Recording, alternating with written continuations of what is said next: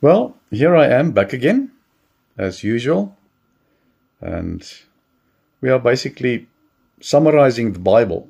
That's what we're doing with Laat my lammers wei. So we started from Genesis, and now we're moving into Exodus. So we've learned all about the great forefathers who believed in God, who all had a calling from God, and it was the beginning of God's nation, God's people, the Israelites. How it started with Abraham and Jacob now, who was in Egypt, and Joseph, his son, who made sure that Jacob and his family survived the famine. So that was the main purpose of God's plan when he sent Joseph under very bad circumstances, sent him to Egypt to become a governor there. So anyway, that's the story that we have worked through. Now we are going to get, in this chapter, we will focus on Moses and the beginning of Israel's journey out of slavery in Egypt. Right, so that's the two main things. Well, they lived now. Jacob's sons had children, and they had children. They lived in Egypt for 400 years. So you can imagine how they grew in numbers, because they had a peaceful time there. And they grew into a large nation. But then the time for them to return to Canaan came. But the problem was that because they had a peaceful time, they became very comfortable in Egypt. And when the new Pharaoh came into power, he did not know Joseph.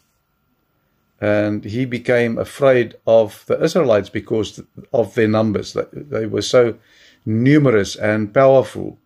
And he was fearing that they might, side with Egypt's enemies. And then, he would have problems, because you have the enemy from outside and the enemy from within, and that could present a large problem. Then he began to oppress the Israelites. He forced them to work. He used them as slaves to build cities. There were cities like Pithom and Ramses. Ramses is a well-known name of a city and also of a king. But the more they were oppressed, the Israelites, the more the people multiplied. So the Pharaoh then got very concerned, and then he commanded the Hebrew midwives, the women who catch the baby when they are born, help the mothers in the process of getting their kids. They name two midwives, Shiphrah and Puah, and they were told to kill every baby that was born. But these midwives feared God, and they just decided not to do it. Then the Pharaoh saw that it's not going to work. Then he told the Egyptians that if they find a woman with a baby, they must grab the baby and throw it into the Nile River so that the baby could drown. Male babies, not female babies. And, despite this very cruel decree from the Pharaoh, God still worked with his plan to get his people out of Egypt. And then Moses was born.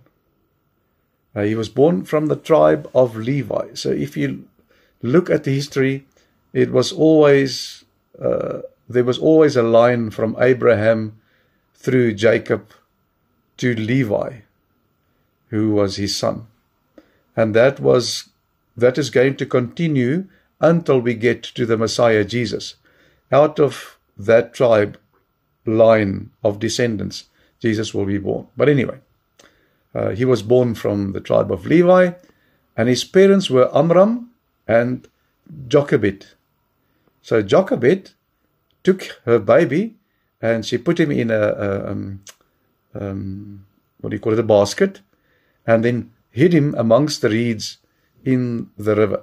Well, obviously she sealed it. I think they say in the Bible, she sealed it with tar so that it would not leak water and obviously sink. So it was like a little ark, little ship, small ship. But then when the Pharaoh's daughter came down to the Nile to bathe, she found the baby amongst the reeds. And just by chance, Jochebed's sister was there when they found the baby. And she suggested that she will find somebody who can look after the baby until it's big enough, while it's still drinking mother's milk. And what did she do? She went to find the real mother of Moses, Jochebed. And she then took the baby back into her home, a safe baby, because the Pharaoh's daughter was making sure that she looked after the baby well. And when he grew a little bit older, when he started eating solid food, she took him in to the palace and she educated him and raised him as an Egyptian, and going to the Egyptian school, whatever the school looked like at the time. But they were educated. As Moses grew up, he was like an Egyptian prince. He knew that he was an Israelite. When he was about 40, he went out to see his own people. He started wandering into the crowds, so to speak. He saw an Egyptian beating an Israelite, and he did not like that, so he grabbed the guy, and I don't know if it was an accident, but he killed the Egyptian. And then he just buried him there in the sand. That's the nice thing about sand, it's soft. You make a hole and you can put somebody in there. The next day, when he intervened again between two fighting Israelites, one asked him if he planned to kill him like he killed the Egyptian. And Moses realized that it was not a secret anymore. The secret was out. The Pharaoh heard of the murder and tried to kill Moses. But Moses fled from the Pharaoh. He ran away to Midian. Midian is a province. There he helped the 7 daughters of Jethro. So he went to Jethro, the priest of Midian, and he helped the priest's 7 daughters to look after their flocks. Eventually, as it might happen, Moses married Jethro's daughter Zipporah, and they had 2 sons, Gershon and Eliezer. So Moses fled, went to Midian, went to Jethro, and he married Zipporah. When he was 80 years old, working as a shepherd near Mount Horeb. Now, Mount Horeb was in the Sinai desert, and one of the high mountains in Sinai. There he saw a remarkable sight. He saw a bush, like a tree, small tree, burning without being consumed. So the fire didn't stop burning. God spoke to him from the bush, commanding him to remove his sandals, because the ground that he was standing on was holy. So it means God, and around him everything was holy. God told him to return to Egypt to lead the Israelites out of slavery back to the land Canaan. Moses asked God for his name, who it is that was speaking to him. And God replied, I am who I am. I am. So God told Moses to inform the Israelites that the Lord, God, the God of Abraham, Isaac, and Jacob, had sent him. Because the Israelites will not just see Moses and follow him or do what he said. So he had to have something to tell them. That's what God told him to say. I was sent by the Lord God. Moses was very concerned that the Israelites will not believe him. So God gave Moses 3 miracle or miraculous signs to prove his authority. His staff was changed into a snake if he threw it on the ground. And then when he picked it up, it would be a staff again, a stick. When he put his hand into his, under the cloth of his garment, it would become leprous, full of sores and stuff. And then when he puts it back again and pulls it out, it would be healthy instantly. So, those are miracles. Also, he could turn the Nile water into blood if the people did not believe these first signs. He could take water and then let me just kill this thing. It's Zandi that is here. Hello, Zandi. Just give me 2 minutes, all right? Okay. So, anyway, he had these, he could turn the water into blood if they did not believe the other signs or miracles. Moses also claimed to God that he was a poor speaker. He could not speak properly. He was slow of speech.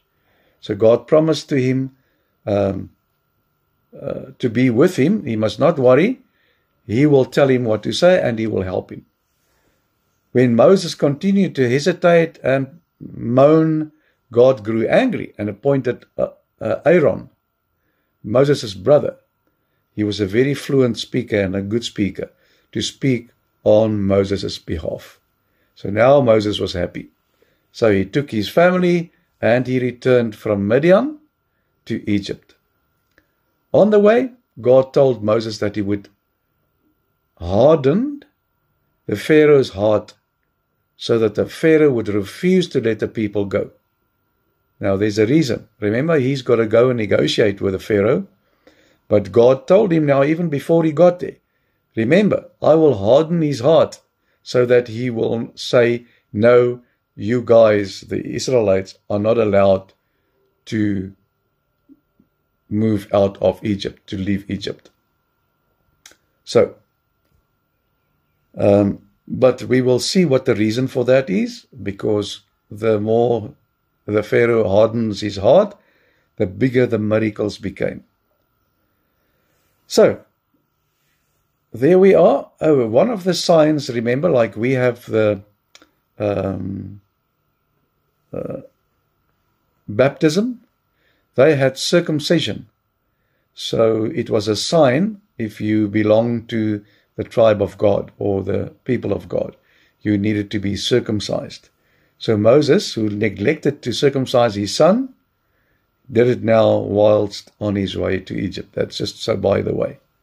So this is how Moses came into the picture, and now on his way back to Egypt to go and speak to the Pharaoh to get him to agree to let the Israelites go.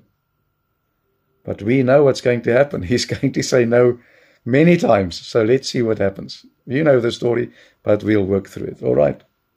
That's it. Remember, Opa and Oma love you too. And we'll see each other tomorrow, God willing. Okay? Take care. Love you too. Sleep tight. See you tomorrow. Ciao, ciao.